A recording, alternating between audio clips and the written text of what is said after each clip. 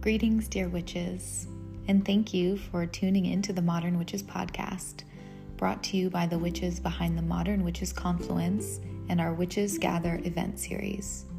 I am your host and Modern Witches creatrix, Casey Zabala, and I am here to offer this space to commune with the many multifaceted currents of witchcraft at work in our world. Together, may we collectively re-enchant our realities, both here and between the worlds.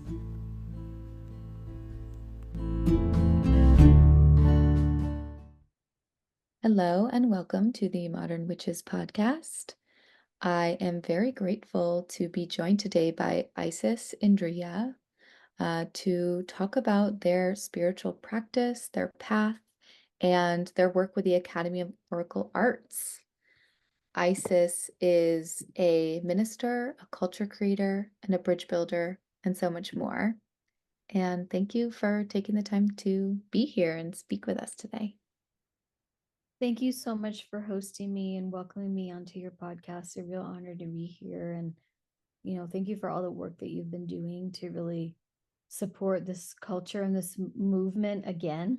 It's like, I feel like it's almost prophetic, So I just want to extend my appreciation. Oh, thank you. I'm excited to be doing that work alongside you. And I'd love it if you could introduce yourself to our listeners. Yeah, well, I come say half a day, everybody. My name is Isis Indriya, born in Mesa, Arizona, raised on the island of Guam. And I come out on behalf of my ancestors, and most specifically my Chamorro ancestors, 3/4 Chamorro, a quarter German. And what comes within the bloodlines is just so many other ancestors too. So I come here on behalf of my ancestors. And I'm currently in relation with the ancestral homelands of the Nisenan, this area that's called Ustama, Nevada City, California. And so I'm here in the home with my family and my son. And, I've always been a student to the mysteries. My mom died when I was 4 years old, and my journey to commune with the unseen, invisible forces really began with her. And she's been the primary ancestor and that has been guiding me along the way. And, my genuine, honest desire to connect with her is what led me to these mystery teachings and mystery studies. And then growing up on Guam also, we grow up with legends that are in land, and stories that are beings of the trees and beings of the waters and beings of everywhere. There's an aliveness with these invisible, non-human, more than human forces. And so it's been a big part of my life too. And yeah, I went through a pretty strong, I didn't even realize I was under a very long depression, maybe because of for a lot of my childhood into high school, because of missing a mother. And then when I was 17, I started diving into breathworks and mythology, Joseph Campbell, and psychedelics. And that really led me to doing a lot of really deep healing work to understand that. And then that led to mystery teaching studies and earth wisdom traditions, hermeticism, and then this crystal ball called the Oracle, who is my main teacher and guide. And so I've been communing with this crystal ball since 2001. And then that led to, so many different journeys and stories. But now I'm currently stewarding a school called the Academy of Oracle Arts. And it's called Oracle Arts because of the crystal ball. She's like the computer, and whomever she magnetizes towards for the purpose of studying the mystery teachings, sacred arts and sciences, and looking at the ancient ways on behalf of supporting what is emergent and necessary at this time. Then I also am yearly going on pilgrimages to Egypt, to Kemet, and journeying and supporting others on their journeys too. So that's a big part of my life. And I also share in a lot of the deeper teachings of Egyptian cosmology as well. And I mean, I could go on and on and on. Yes, so much. And then the Oracle Divination Board, of course. Yes. absolutely, which we're so excited. Isis will be teaching a workshop on the Oracle board for us online on the 27th of October. So join us for that, everyone. And that will be part of our like online Confluence programming. Um, but yeah, I don't know. I feel like I feel called to talk about divination with you.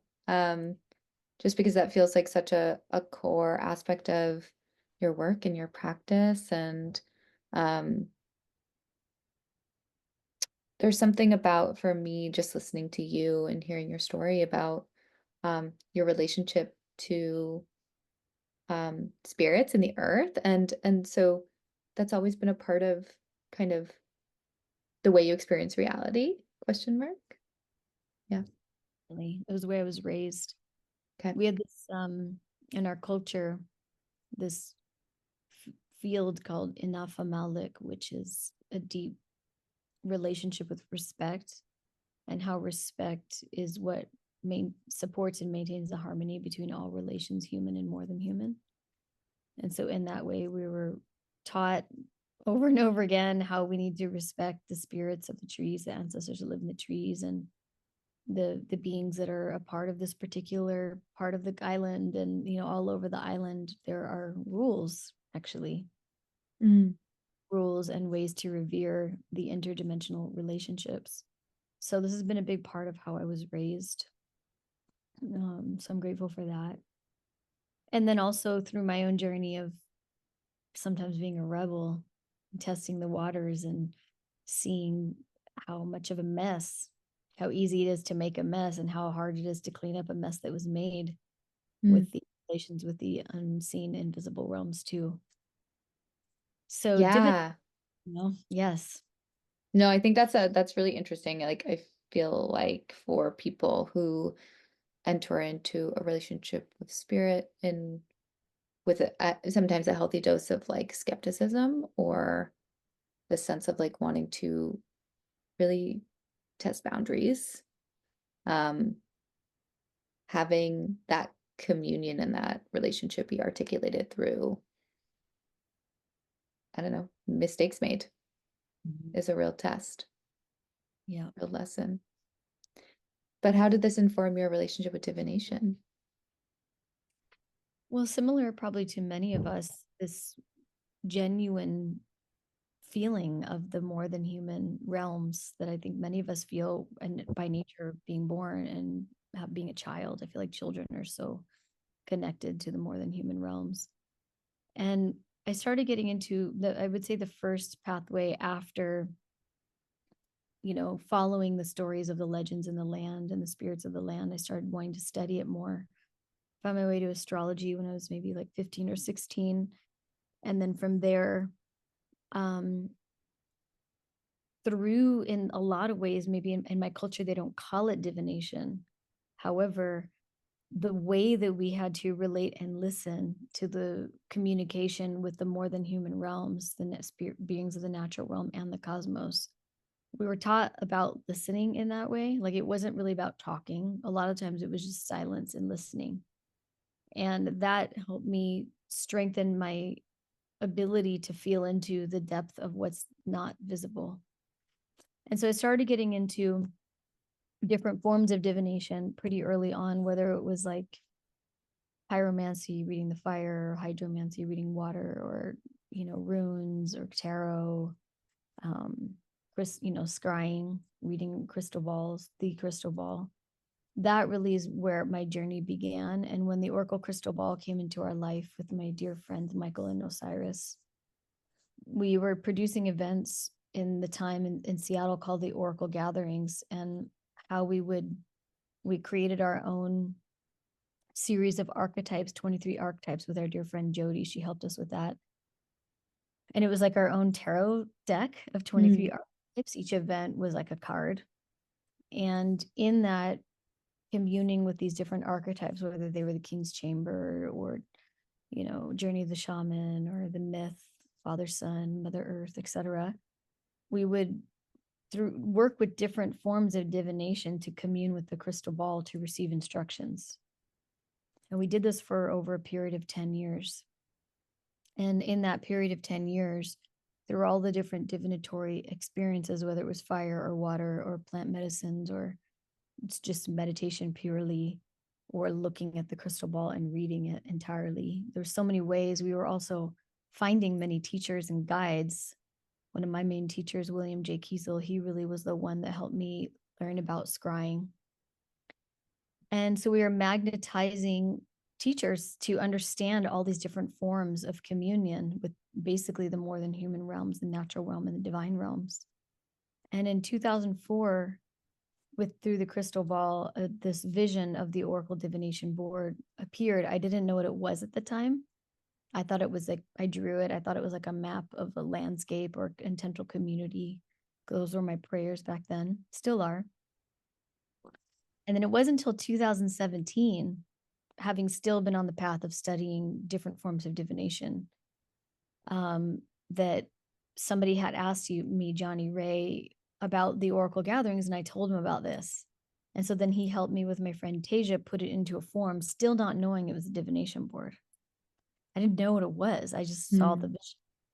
And then my dear friend Maz gave me some astrological dice, planetary numerological dice. And I tossed the dice on the board, and then I realized I could read it.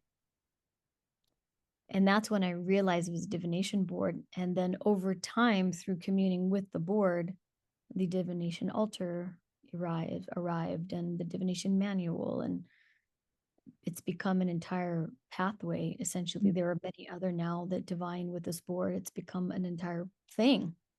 So cool.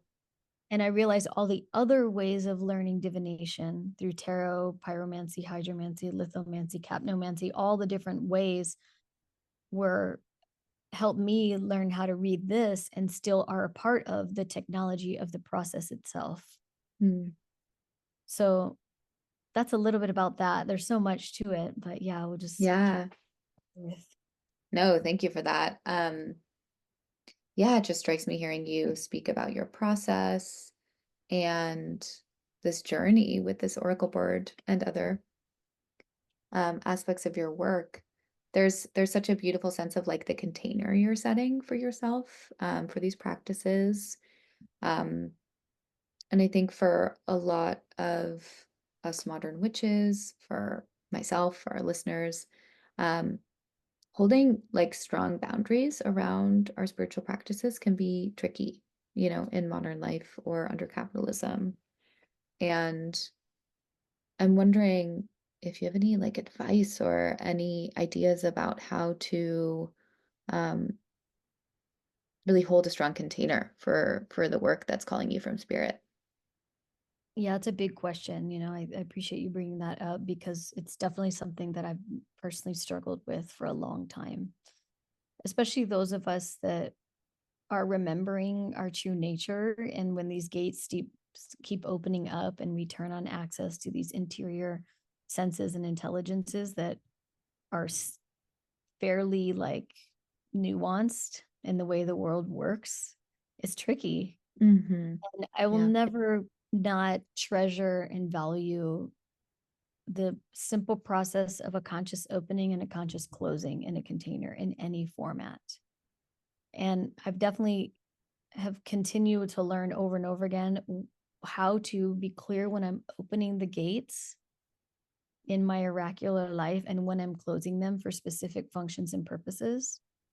I'm always engaging in a divinatory world. I think that's part of it, right? Like the divination board is a root inside of a divination house, which is the ritual container and the field inside the life and dimension of divination, where everything is communication always.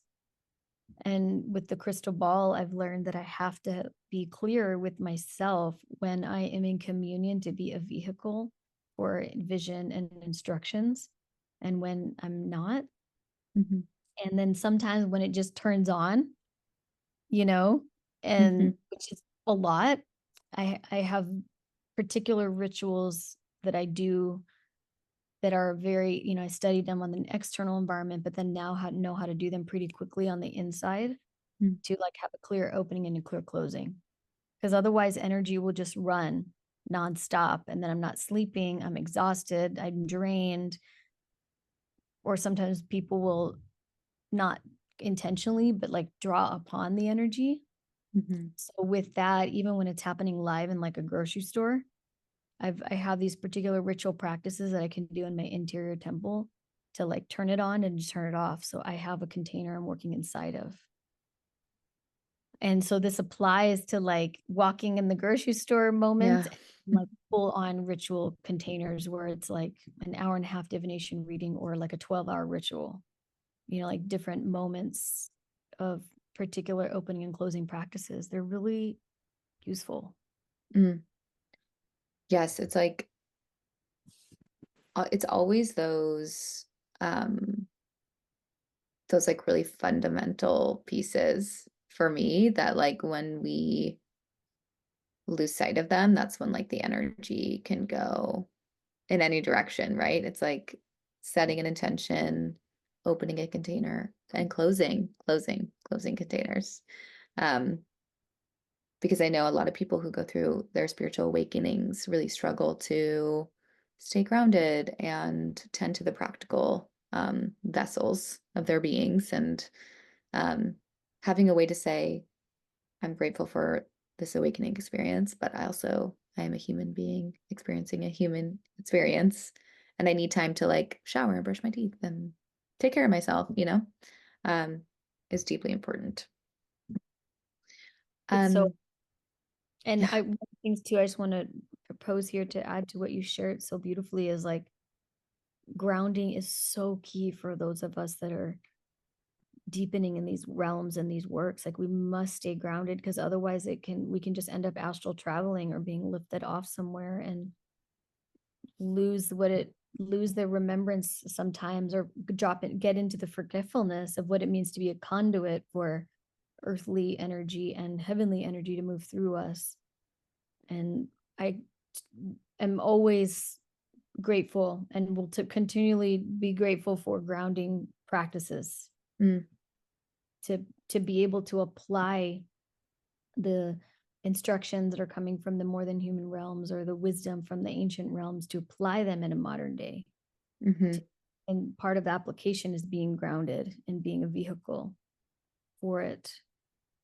So, blessings on all these powerful grounding rituals that help us, Oh, totally. So true. Yeah, I'm curious too,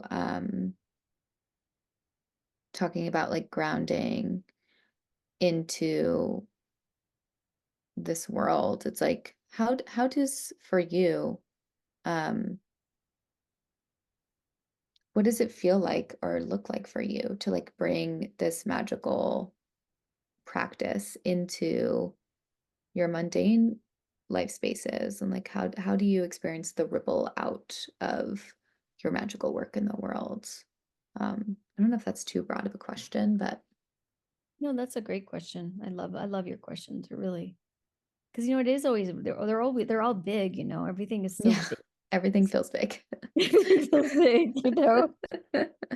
But like I've definitely, and I'm sure many of us that are in these works and these realms and whatever way we do this, whether it's like work in the witch world or like in the priestess world or in the magicianship world or the shamanic realms, all these ways that we travel and study and remember, I've definitely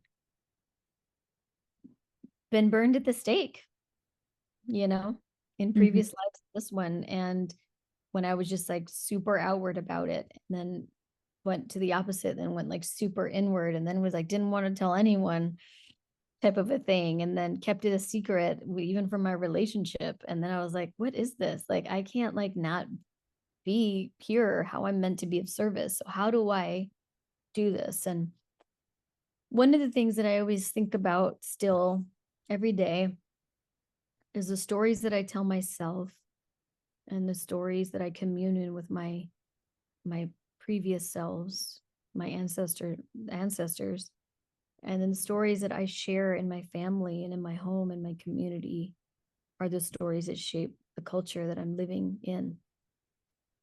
And it's like a grassroots thing. It's an inside job, as Kumu Ramsey Talm says, and it's a grassroots thing. And my entire life, I've just been learning about how to consciously and coherently shape culture in communion with these more than human forces. Like it's not all my idea, you know. Mm-hmm. I'm just like listening to instructions essentially, and how to basically live a temple life inside of myself and live a temple life in the home, Mm-hmm. and live a temple life in the community and make this the business, you know. And a lot of these ancient traditions, our business was to tend to the temple. Now, Mm-hmm. it wasn't like business in the sense of like, you know, how am I going to, you know, progress at the cost of all things living at all. It was like business to take care of the temple and communion with the land and the cosmos. That was like what we did. This is like who we are. And we're just remembering how to do that again in the as the systems that aren't serving our evolution, as they are transitioning, coming down.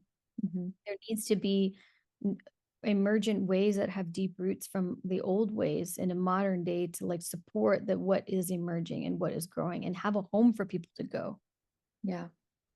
And so with this is like an every morning thing. This is an every afternoon thing. This is in the day, in the family, in the community. It's just how do we commune with the sacred, a sacred way of life in everything, always, all the time, and our home, inside ourselves, our local community, and in a global way on behalf of what we're shaping, always.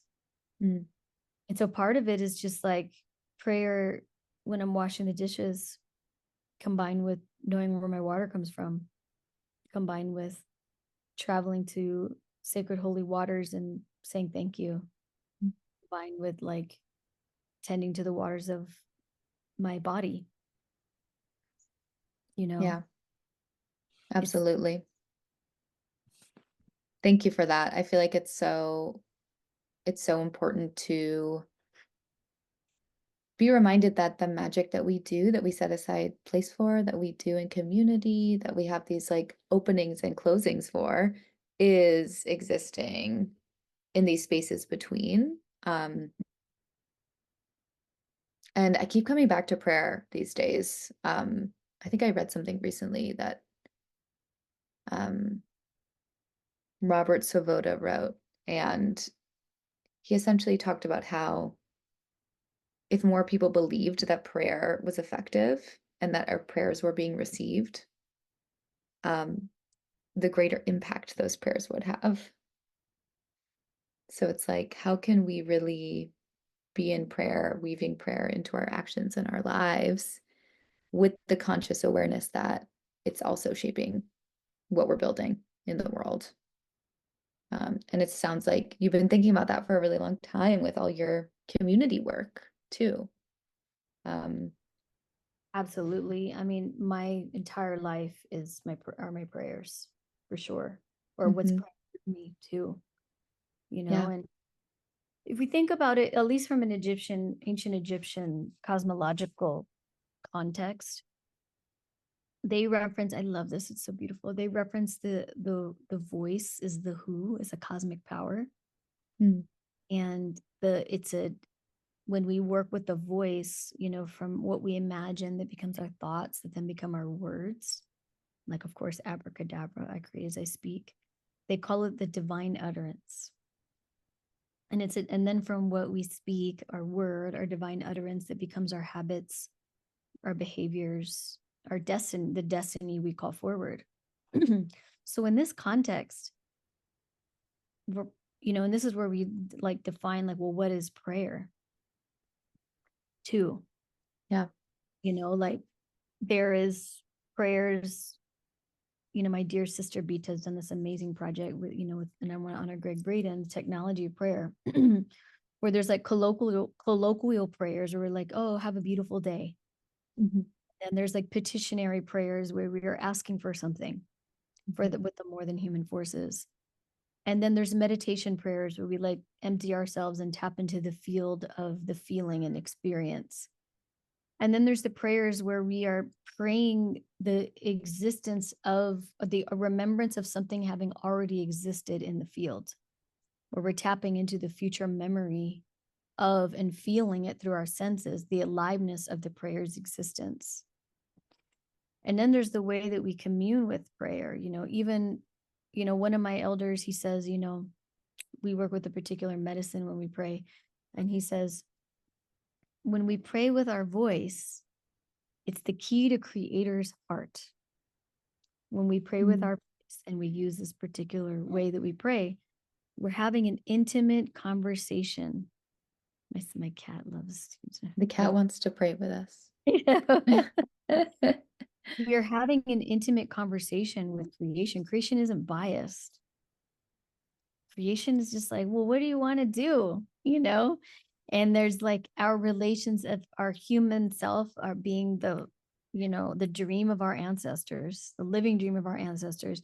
Then our relations with the spirits and the beings of the natural world, like the heart of the fire, the heart of the water, the heart of the wind, the heart of the earth, and then also of the earth, like the wisdom of the cedar tree and the like this, right? The wisdom of the beings of the natural world. And then there's our guides, our allies, our highest counsels, our holy guardian angel, our highest self.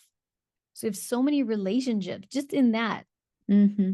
Making a prayer and having a genuine, intimate conversation with all of these relations. It's like we're like talking from our heart of like, my journey here is to be of service. Like I would love some help with this, because I really could benefit from help with this so I can continue my path of service. We're like talking to, or at least the way I see it, are more than human relationships to collaborate, co-shape with us on behalf of any transformation that we need, maybe health and vitality, or like support in our family, or support in our community, or support in our purpose and our vocation, or our divine directive.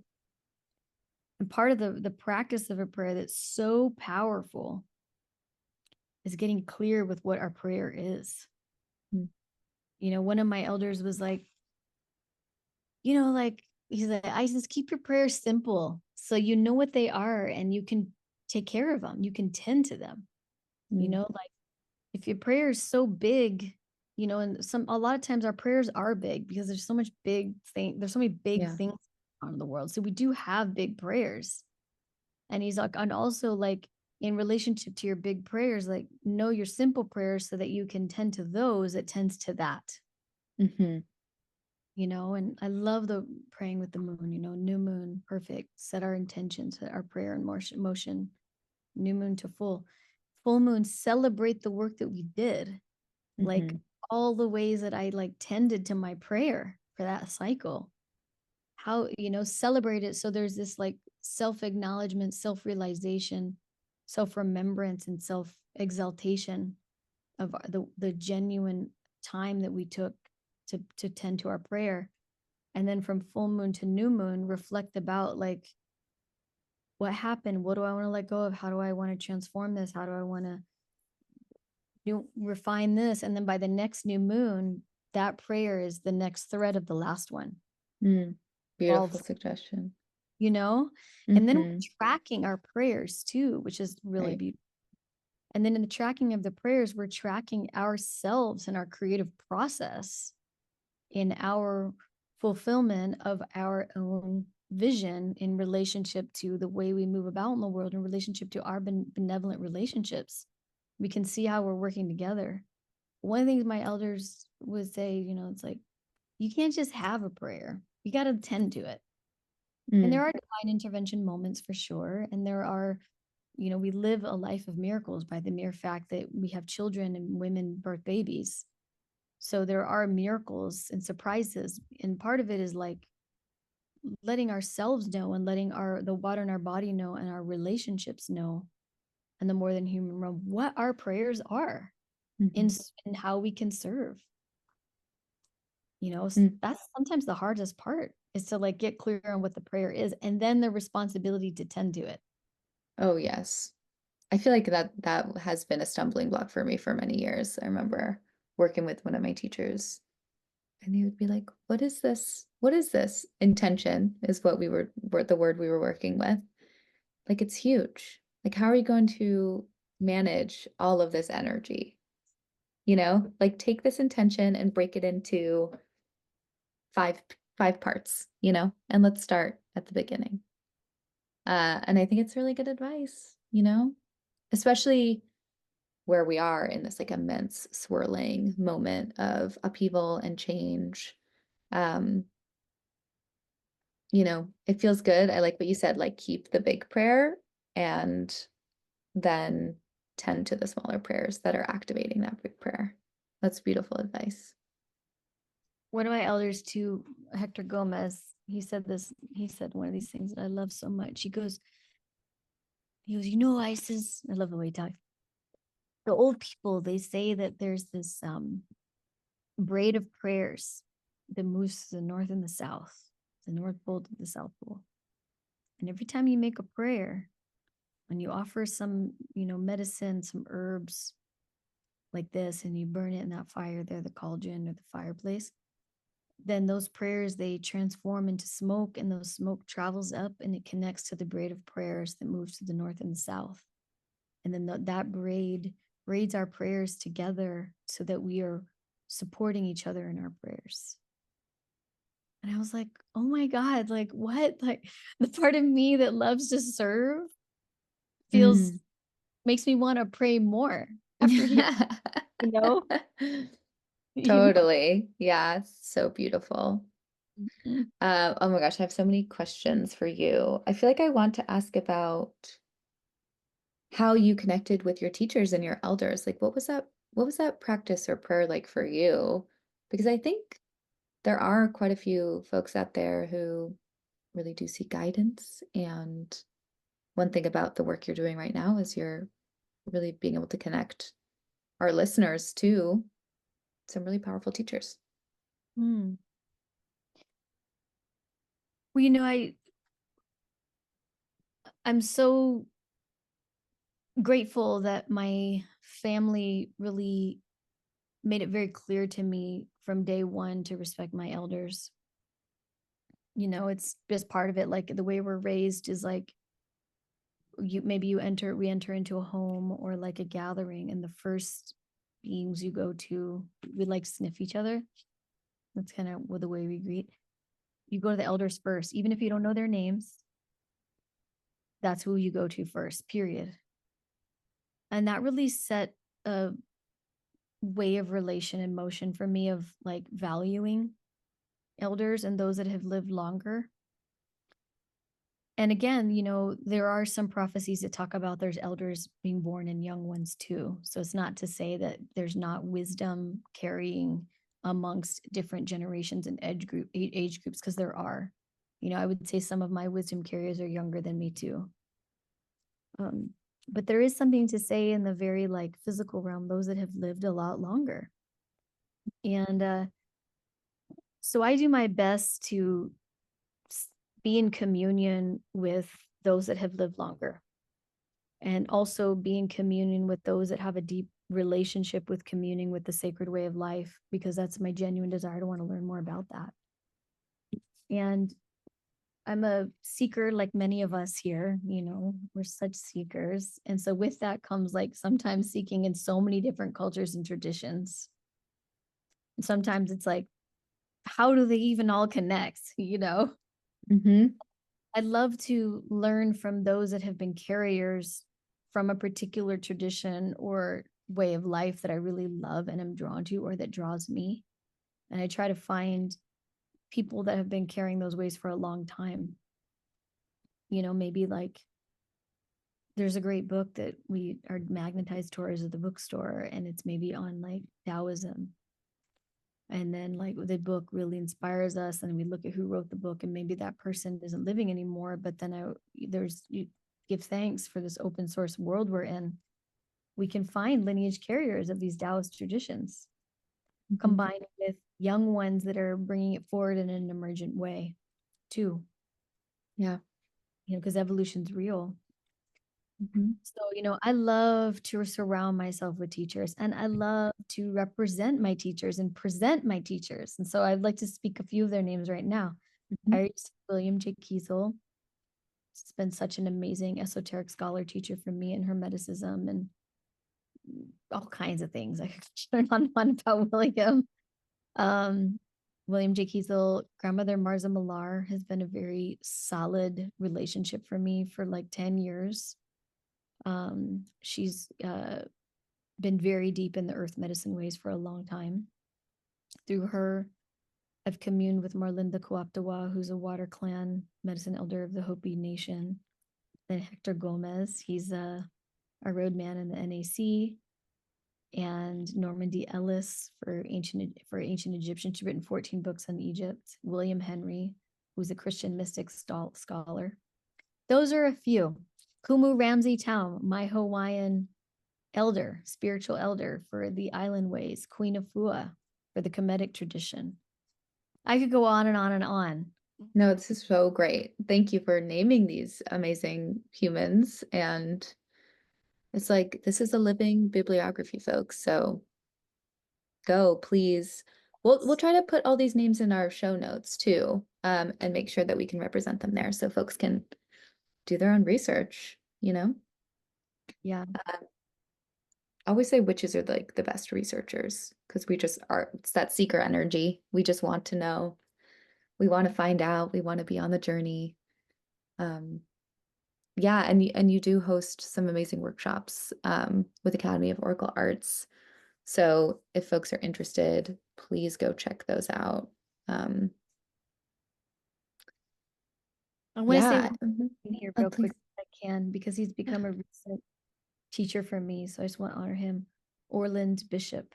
Just want to speak Orland Bishop's name. He just accepted me as a student recently. So I'm super grateful. Lovely.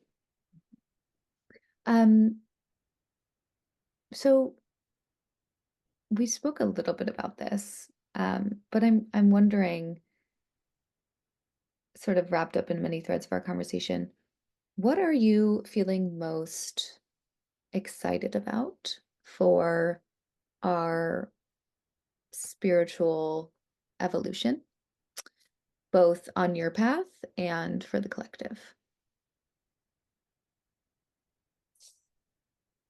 What I feel like is happening is I remember I was listening to this talk from Institute of Noetic Sciences, the channeling department, the woman who runs the channeling department. I can't remember her name right now.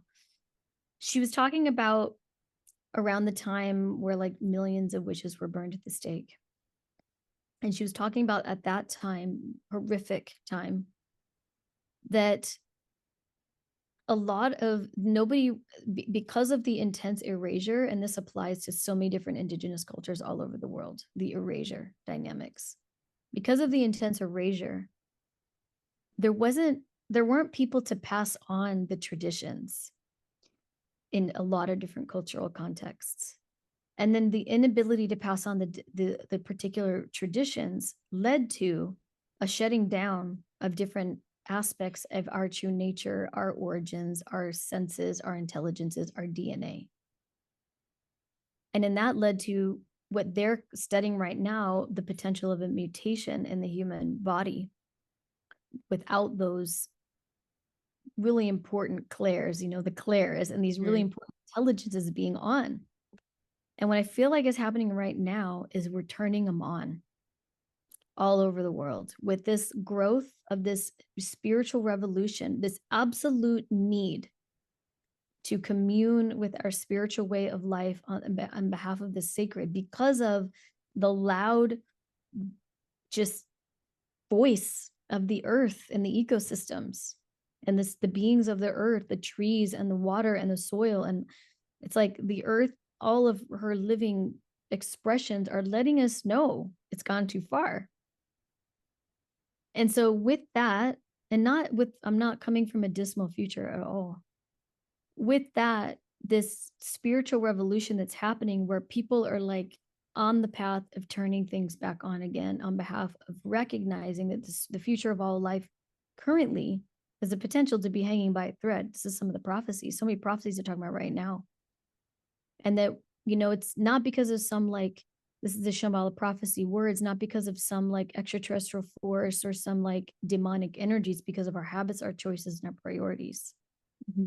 And so there's this moment happening where we're like, the priority is like healing, the priority is transformation, the priority is understanding our relationship with our intuition and these inner intelligences and wanting to be of service to something larger.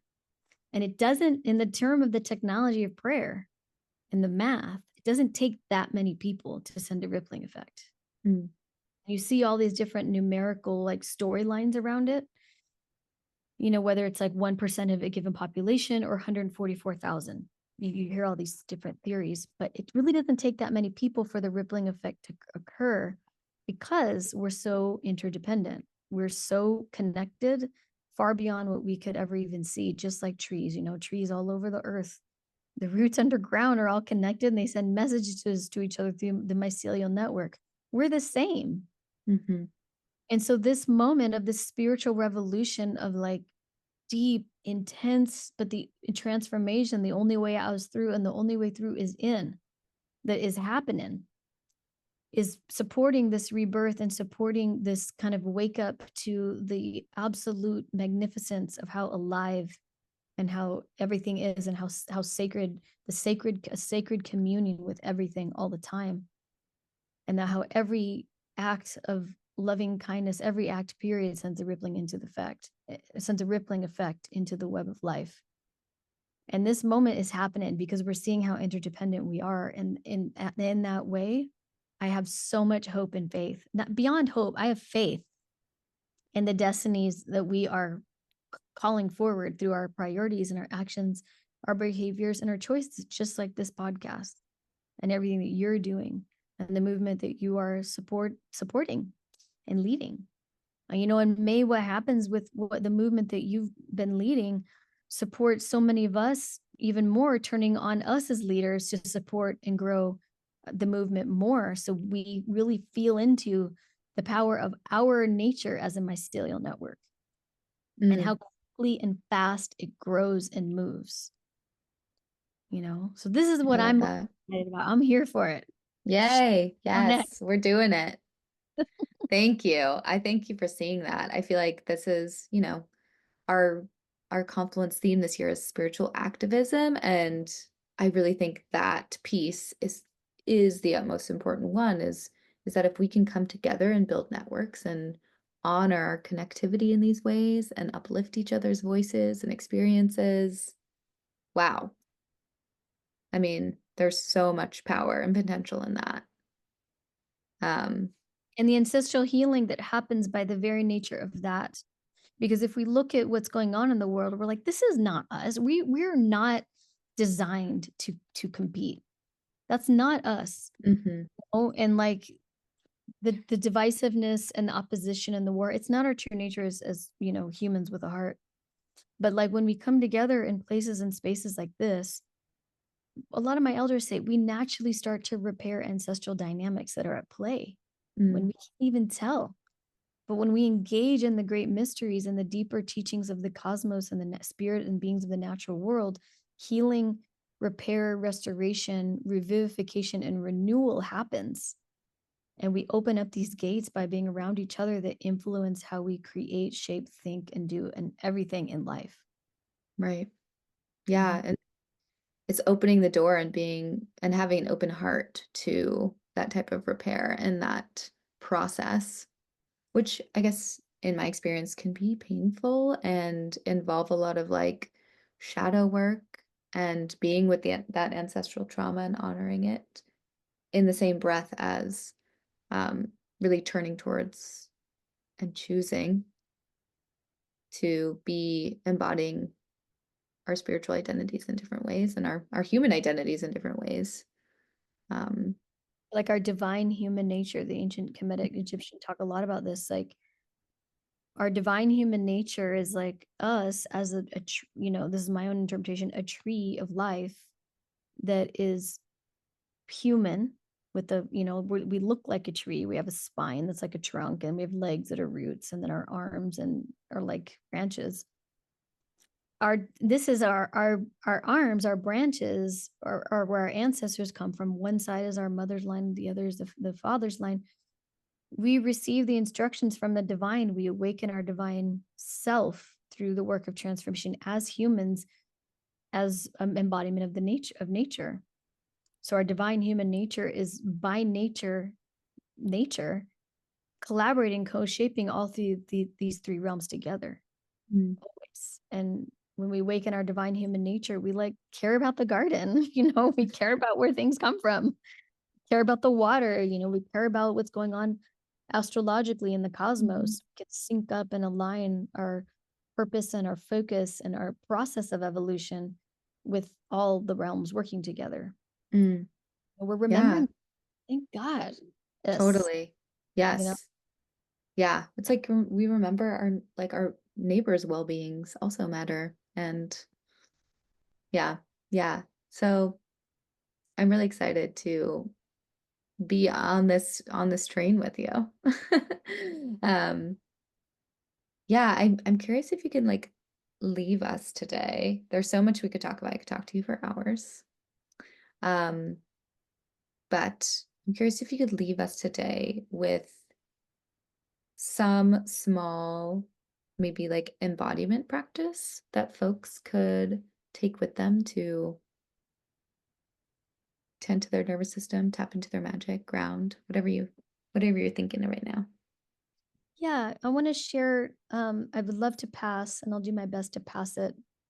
Words that ritual gestures. One of the things I love about ancient Egyptian tradition is like the form of magic. It's called Heka, and that's when our mind, our thoughts, our words, our fingers, our hands, our body, our intention, our attention, all parts of self are synced up and into it with a purpose and a function. So, on behalf of the beginning of our conversation around grounding, Mm. I'd love to just pass a very simple grounding rite that comes from the Divination Board. And it's a rite a ritual that brings together, as a lot of grounding rituals do, heavenly and earthly realms together in the heart to make a hexagram. So I'm going to just pass this and I will speak vocally with the ritual gestures as we go. And part of what I've always loved thinking about is this idea of an egregore, a magical current, a thought form that's created when a group of people sync up in a particular ritual with a particular focus and intent. By nature creates a current that we can ride. And in that way, that current can help carry us or help us carry us forward into the basket of the world that we're weaving together. So may this simple ritual serve that. Okay, so how it goes, you can do it standing or sitting. And a downward facing triangle at the heart with the hands. You create a downward facing triangle at the heart with the hands. This is referenced earth and water. And you go ahead and bring it all the way, stretch your arms all the way down. And then, of course, inhale that downward facing triangle. Inhale the earth energy up to the heart. Then you exhale, open your arms, palms facing down, and bring your arms out like a T. So you're exhaling, connecting to the earth again, palms facing down. Then you inhale the arms up, making an upward facing triangle above the crown. And then you inhale that energy from the heavenly realms down over the heart. And so in this way, you have the upward triangle and the downward facing triangle, a hexagram connected in the heart. Then you inhale the palms up, making your arms out like a T, palms up, connecting to the heavenly realms again. And then exhale your elbows in to your waist, palms facing up. And then you go ahead and you tilt your arms moving in a clockwise motion. So your left palm ends up facing over your right palm, right below it, in front of your heart. You inhale here, activating the chi energy. And then you gently press the left palm into the right palm and you press it down in communion as a conduit, a tree, a conductive force for the heavenly and earthly wisdom to move through the body. So we'll do it one more time. Downward facing triangle, close to pointing down towards your feet. You inhale earth energy up with a downward facing triangle over the heart. Exhale, bringing arms out like into a T, palms facing down. Inhale, bring your arms up, upward facing triangle above the crown. Exhale here. Then inhale sky energy, heavenly energy. Bring the upward facing triangle down over the heart, creating this 6-pointed star, the hexagram. Exhale here. Inhale, palms facing up in a T out on either side. Exhale, elbows in to your waist. Inhale, tilting your left palm over your right, making a chi ball over your heart. And then in your next inhale, and now exhale your left into your right, connecting and grounding, being a conduit for both realms to move through with ease and grace. Thank you for that. Feels so important to engage the body in this work. Thank you for sharing that from the Oracle board. Yeah, it's like a lot of this moment too in our human experience is, there's a lot of growth and devotion to embodying the rituals where every part is engaged. Thank you for acknowledging that. Yeah, we've been for way too long up in the mind and prioritizing that form of intelligence over everything else to our detriment. So, well, I'm so excited for your workshop on October 27th on the Oracle Board Divination. It's going to be a really special way to enter into our Confluence experience. And it'll be online, so anywhere in the world, please join us. It feels like it's really connecting us together too. I feel like it's weaving our spells together in this really potent way to share these technologies that can really be that that weaving mechanism for us. So it feels very magical and very synchronistic. And I will absolutely share all your links in the show notes. But is there anything coming up that you wanted to share with folks that you're excited about other than the Confluence? Oh, I have to say that Isis is going to be at the Confluence in person as well at the marketplace. So come, and you have a shop where folks can buy these Oracle boards as well. Yeah, the shop is called 1111 Souk. So like a souk, like a marketplace, and 1111, the interdimensional marketplace. And yeah, we'll be selling the offering the divination boards, the Oracle Divination Boards. They're one of a kind. Amazing. Yeah, amongst other tools that we get handcrafted in Kemet in Egypt, and also tools that were handcrafted here in the Nisanan homelands, Ustama. It'll be really special to see these boards in person because I've only seen them online so far. So I'm really looking forward to that and to sharing space with you. And I know that folks are also probably going to be very excited to meet you. Well, thank you so much for hosting me, and the deepest blessings for this movement here and everything you've been stewarding. And I'm so excited for the gathering. I can't wait. And Oh, just all thank you. the hands and hearts and energy that's been involved, may this be nourishing for you also that way. Thank you. Thank you so much, and blessed be. Blessed be.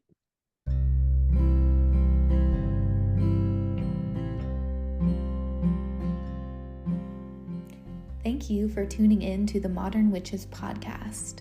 We hope you've been inspired to cultivate your own magic and to craft your own spiritual practices. Let us know what sparked your curiosity by leaving us a comment on this episode or leave us a review. And don't forget to subscribe to the show so that you never miss an episode. Your feedback and engagement truly fills our cups. If you're looking for more ways to gather with your fellow witches, please support our work on Patreon. Learn more at modernwitches.org. Blessed be.